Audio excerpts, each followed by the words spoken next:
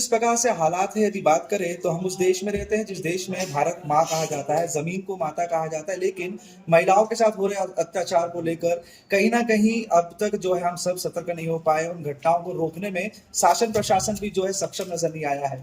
ऐसे में हमारी भी कहीं ना कहीं भूमिका जो है साफ आने लगी है, लेकिन उसमें भी दबाव तंत्र की सीधी सीधी से जो है प्रेशर देखने को मिलता है। ऐसे में जिस तरीके से कोलकाता के बाद हाल ही में महाराष्ट्र के थाने के बदलापुर में जो कि हादसा हुआ था यौन उत्पीड़न का बच्चियों के साथ, उसको लेकर पूरे बदलापुर और पूरे महाराष्ट्र और पूरे देश भर में आक्रोश देखने को मिला। ऐसे में जो है काफी चर्चा की जा रही है, क्योंकि जब ये मामला सामने आया था उसके दूसरे दिन से ही कि महाराष्ट्र बंद होगा और किस तरीके से गतिविधियां होगी, और एक बार फिर से जो है आह्वान किया गया था कि महाराष्ट्र पूरा बंद होगा इस घटना के विरोध में। तो इसके ऊपर किस तरीके की अपडेट है और क्या जानकारी है उसके बारे में हमें अधिक जानकारी के लिए धनंजय बुढ़ारे जी मौजूद हैं। इनसे जानते हैं कि आखिरकार जिस तरीके से ये मामलों में गिरावट नहीं आ रही, लेकिन राजनीति जम के होती है।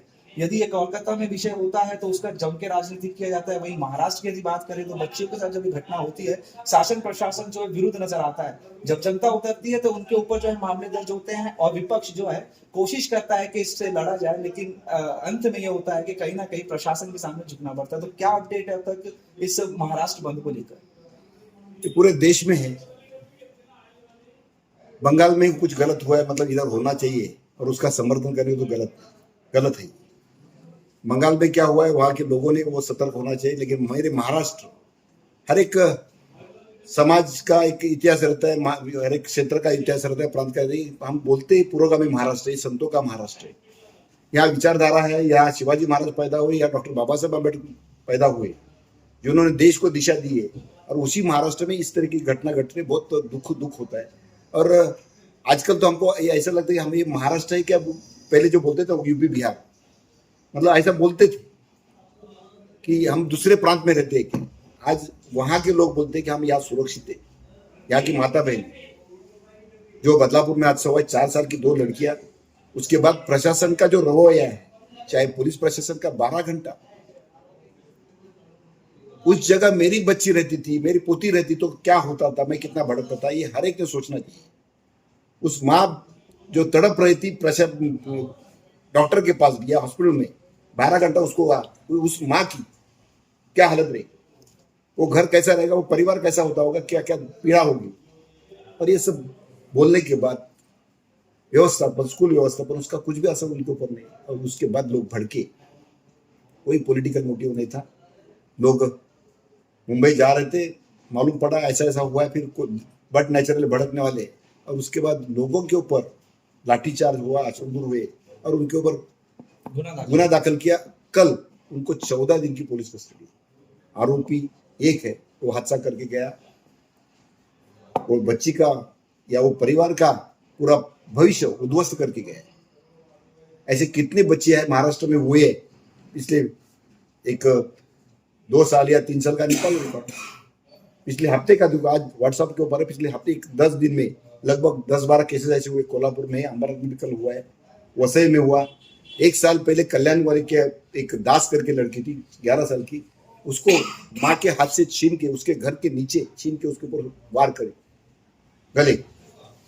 आज तक वो उस दिन 1 साल हुआ उसकी बरसी को, उसकी माँ और उसका पिताजी आए थे, उस तक क्या हुआ, रो रहे थे, मेरी बच्ची तो गई लेकिन आरोपी का क्या हुआ।